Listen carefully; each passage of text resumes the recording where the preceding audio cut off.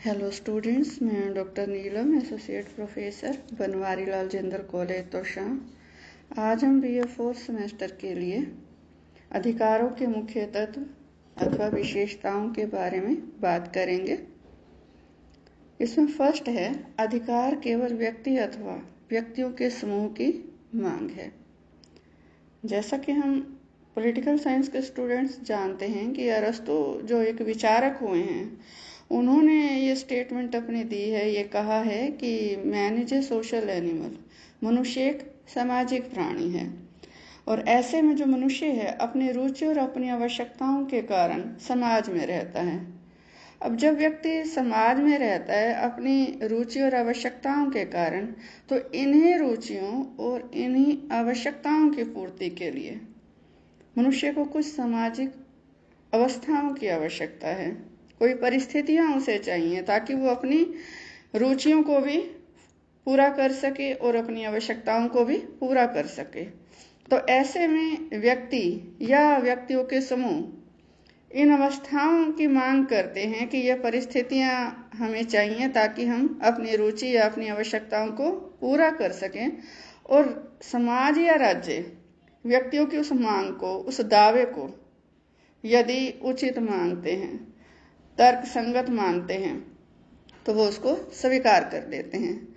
और यदि व्यक्तियों की ऐसी कोई मांग है, वो ऐसी किसी अवस्था की मांग कर रहे हैं जो उनके हित में भी नहीं है और समाज के हित में भी नहीं है, तो ऐसी मांग को ना तो समाज स्वीकार करता है और ना ही राज्य स्वीकार करता है। सेकंड है, इसमें अधिकारों की मांग उचित और नैतिक होनी चाहिए। अब कोई भी व्यक्ति ये कह दे कि मुझे तो जुआ खेलने का अधिकार चाहिए, आत्महत्या करने की स्वतंत्रता की मांग कोई व्यक्ति करे कि मेरा जीवन है, मेरी मर्जी, जुआ भी खेलना है, शराब भी पीनी है, मेरे पैसे हैं, मेरी मर्जी, तो इस तरह की जो मांग है वो ना तो व्यक्ति के कल्याण के लिए उचित है और ना ही समाज के कल्याण के लिए। तो ऐसे जो मांगे हैं उसको राज्य अधिकार के रूप में स्वीकार नहीं करता। राज्य केवल उन्हीं मांगों को अधिकार के रूप में स्वीकार करता है जो व्यक्ति के मानसिक और शारीरिक विकास के लिए आवश्यक हों और नैतिक पक्ष से भी, तार्किक पक्ष से भी वो स्वीकार करने के योग्य हों। व्यक्ति या व्यक्तियों के समूह की यदि कोई अनैतिक या अनुचित मांग है तो राज्य अधिकार के रूप में उसको स्वीकार नहीं करता। थर्ड है, इसमें अधिकार समाज द्वारा स्वीकृत होने चाहिए। व्यक्ति की कोई भी मांग तब तक अधिकार नहीं बन सकती जब तक कि उसे समाज स्वीकार ना करे, क्योंकि रहते तो हम समाज में ही हैं।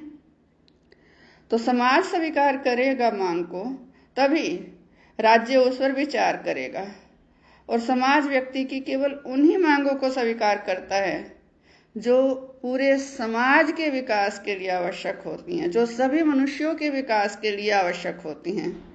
व्यक्ति की कोई विशेष स्वार्थी मांग है, उसको समाज स्वीकार नहीं करता और इसलिए उन्हें अधिकार भी नहीं कहा जा सकता, क्योंकि ना तो समाज उसके पक्ष में और समाज उसके पक्ष में नहीं है तो राज्य भी उसके पक्ष में नहीं होगा। समाज व्यक्ति के अधिकार को जन्म नहीं देता। व्यक्ति या व्यक्तियों के समूह ने कोई मांग उठाई तो समाज उनको स्वीकार करता है केवल, क्योंकि समाज में हम मानते हैं कि एक एक व्यक्ति शामिल नहीं, अधिकांश वर्ग भी यदि कोई अपनी मांग रखता है तो समाज उसको स्वीकार करता है। और समाज जब किसी अधिकार को स्वीकृति दे देता है, अपनी स्वीकार कर लेता है कि हाँ ये ठीक है, जरूरी है, विकास के लिए अनिवार्य है, होना चाहिए, ऐसी परिस्थिति बनाई जानी चाहिए, तो फिर राज्य उसको कानूनी जामा पहनाता है, राज्य उसे मान्यता देता है और साथ ही साथ राज्य फिर उस अधिकार के पीछे न्याय की शक्ति, कानून की शक्ति भी जोड़ता है, क्योंकि न्याय द्वारा यदि अधिकारों को रक्षित नहीं किया जाएगा तो फिर वो अपने आप में अधिकार ही नहीं है। नेक्स्ट है, इसमें अधिकार सभी के लिए समान होते हैं। अधिकार उन अवस्थाओं का नाम है जो प्रत्येक व्यक्ति के विकास के लिए अनिवार्य हैं। तो जब प्रत्येक व्यक्ति के विकास के लिए अनिवार्य हैं तो मिलने भी प्रत्येक को चाहिए। ऐसा नहीं है कि कोई सक्षम है, कोई आर्थिक रूप से ज़्यादा सक्षम है या शारीरिक रूप से ज़्यादा सक्षम है या उसका सामाजिक स्टेटस बहुत बढ़िया है तो उसे तो वो दे दिए जाएं, बाकियों को ना दिए जाएं। ऐसा नहीं है। अधिकार जब दिए जाते हैं तो उसमें कोई ऊंच नीच, धनी निर्धन, गोरे काले, स्त्री पुरुष, इस तरह का कोई भेदभाव नहीं होता। माने सबको समान रूप से दिए जाते हैं। यदि ये सबको समान रूप से नहीं दिए जाते तो फिर इन सुविधाओं को हम अधिकार कहेंगे ही नहीं, फिर वो अधिकार नहीं है, फिर वो विशेषाधिकार हैं। और वो किस तरह के अधिकार हैं कि जो सबल है, सक्षम है, उसने तो उस सुविधा का लाभ उठा लिया, लेकिन जो निर्बल है, असक्षम है, चाहे किसी भी आधार पर, वो उनका लाभ नहीं उठा पा रहे। तो फिर ये व्यवस्था क्या कहलाएगी? जिसकी लाठी उसकी भैंस, उसे फिर हम अधिकार नहीं कहेंगे। क्योंकि अधिकार तो वो है जो जीवन के विकास के लिए अनिवार्य हैं। तो अधिकार ऐसे में समान रूप से बिना किसी भेदभाव के सभी वर्गों के व्यक्तियों को प्राप्त होते हैं। और ये जो सुविधाएं हैं इसमें किसी विशेष धर्म, जाति, नस्ल, भाषा इत्यादि के आधार पर कोई भी भेदभाव नहीं किया जाता। और यदि ऐसा किया जाता है या किया जा रहा है तो उसे हम अधिकार का नाम नहीं दे सकते। नेक्स्ट है, इसमें अधिकार सीमित होते हैं। अब सभी व्यक्तियों को अधिकार दिए जा रहे हैं, एक ही जैसा अधिकार सबको है, प्रत्येक नागरिक को है। तो ऐसे में और समाज में हर तरह के लोग हैं, अति सबल भी हैं, अति निर्बल भी हैं, बहुत अमीर भी हैं और बहुत गरीब भी हैं, बहुत विवेकशील भी हैं और मंदबुद्धि भी हैं। तो ऐसे में जब अधिकार सबको समान रूप से दिए जा रहे हैं तो जो समाज में चतुर लोग हैं या ज़्यादा बुद्धिमान हैं वो लोग उनका दुरुपयोग भी कर सकते हैं। क्योंकि जो जितना ज़्यादा विवेकशील है वो उतना ज़्यादा हर अवस्था से फायदा उठाना जानता है। और जो मंद बुद्धि है उसके सामने कुछ भी रखा रहे उसे नहीं समझ होता कि उसका प्रयोग कैसे करना है। तो ऐसे में यदि अधिकारों को खुला छोड़ दिया जाए, असीमित रूप से दे दिया जाए, तो समाज की जो शांति है वो समाप्त हो जाएगी। अब जैसे एक व्यक्ति को भाषण देने का अधिकार है, विचार अभिव्यक्ति की स्वतंत्रता है, तो ऐसे में वो ये सोचे कि उसका सामाजिक स्टेटस तो बहुत बढ़िया है, पुलिस, उच्चाधिकारी, सरकार सब तक उसकी पहुंच है, तो वो मनमाने तरीके से भाषण देने लग जाए, विचार अभिव्यक्त करने लग जाए। तो ऐसे में वो अपने विचार जो अभिव्यक्त करे उससे समाज में हिंसा फैले, तो ये समाज के लिए फायदेमंद नहीं है और अल्टीमेटली उस व्यक्ति के खुद के लिए भी फायदेमंद नहीं रहेगा। तो ऐसे में जो भी अधिकार दिए गए हैं वो सीमित हैं।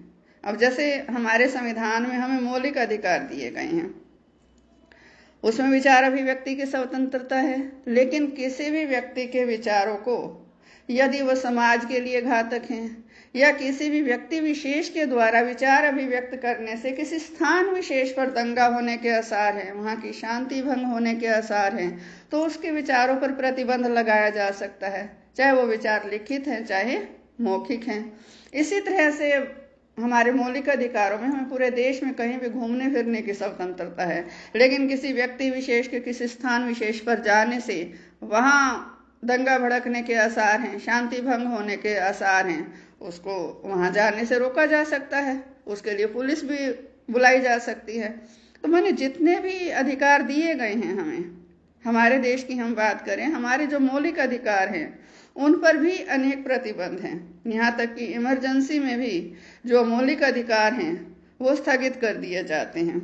और विश्व के किसी भी देश में असीमित अधिकार नागरिकों को नहीं दिए गए। क्यों? क्योंकि व्यक्ति जो है वो मूल रूप से स्वार्थी है।